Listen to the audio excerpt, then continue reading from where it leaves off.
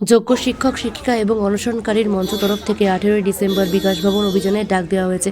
অযোগ্য হিসেবে চিহ্নিত নয়, চাকরিহারা প্রার্থী যারা ইন্টারভিউয়ের প্রক্রিয়ায় ডাক পায়নি তারা মূলত এই আন্দোলনে অংশগ্রহণ করবে। নিয়োগ সহ একাধিক দাবিতে তাদের এই কর্মসূচি। আন্দোলন চলাকালীন সুবল সরেন সহ যে সকল চাকরিহারা মারা গিয়েছেন তাদের শহীদ বেদি তৈরি করবেন বিকাশ ভবনের সামনে, দাবি সুমন বিশ্বাসের। তার জন্য ইট বালি সিমেন্ট নিয়ে আসার অনুরোধ জানাচ্ছেন সুমন বিশ্বাস।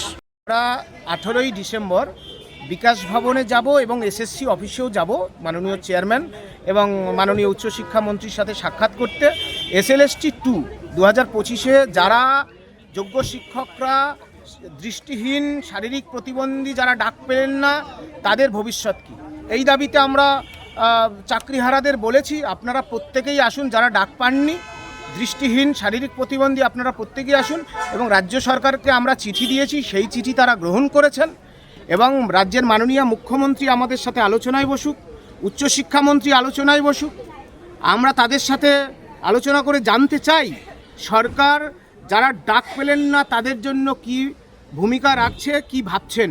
এবং চাকরিহারাদের আমরা বলেছি আপনারা ইট বালি সিমেন্ট এক পিস করেও আপনারা নিয়ে আসবেন, কারণ আমাদের ইতিমধ্যেই চাকরিহারা যোগ্য শিক্ষক সুবল সোরেন, সন্তোষ, প্রশান্ত দা ইতিমধ্যেই এই যে গ্লানি নিয়ে যোগ্য শিক্ষক হয়েও এই চাকরি যে চুরি হয়েছে, অযোগ্য বা এই যে প্যানেল বাতিল হলো, এই গ্লানি নিয়ে পৃথিবী ছেড়ে চলে গেছে, তাদের শহীদ বেদি তৈরি করব আমরা বিকাশ ভবনের সামনে এবং এসএসসির সামনে।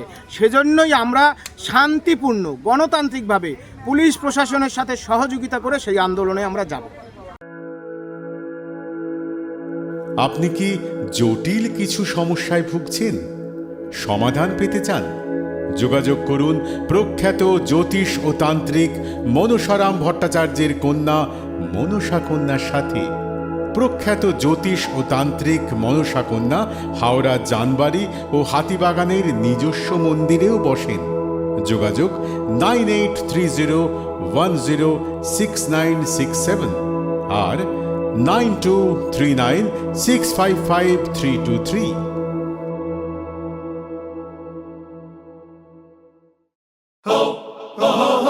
পুজো মানে জমকালো লাইন, ড্রপবক্স লোফালুফি আইন, পেপারের ক্যাটালগে আঁকা, বাঙালির ইমোশনে মাখা। এ ভরসা কি উপায়, জার্নি পায়ে পায় পৌঁছে দেবে ঠিক ডেস্টিনেশন। বিশ্বমান শ্রীলেদার্স, খাঁটি দাম শ্রীলেদার্স। শ্রী লেদার্স, হাওড়া ময়দান।